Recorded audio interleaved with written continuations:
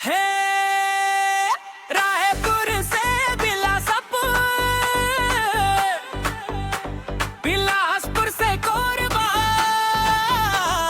देखे जो नजारा आगे मोला बड़ मजा,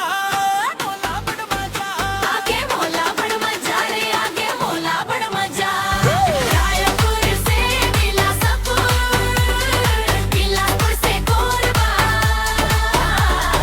देखे जो नजारा आगे मोला बड़ मजा।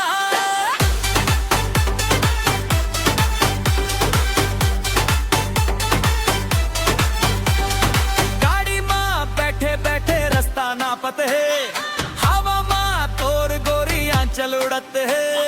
माता पारा छूट के बिलासपुर आगे तोर नैना के बन मोर दिल समागे। संगमा घूमो पूरा रायपुर के बाजार, कर लेना गोरी अब मोर से मीठा प्यार। रायपुर से बिलासपुर से कोरबा, देखे जो नजारा आगे मोला बड़ मजा।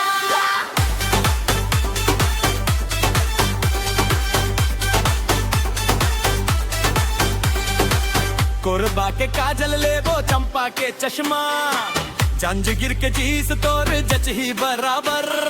बिलासपुर ले मंगा हूँ, तोर कान के बाली, रायपुर माले गाना तो बिंदिया में लाली। चलो जाबो घूमन ला भिलाई के भेलपुरी, अब तो मिटाबे गोरी दिल के ये दूरी। रायपुर से बिलासपुर से कोरबा, देखे जो नजारा आगे मोला बड़ मजा।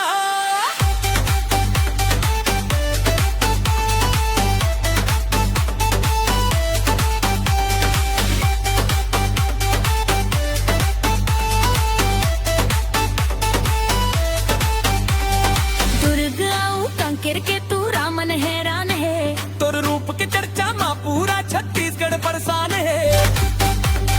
ओला बना हूँ दुल्हन करहूँ तोर सिंगार रे, मड़वा तरी पहिरा हूँ मया के हार रे। रायपुर से बिलासपुर से कोरबा।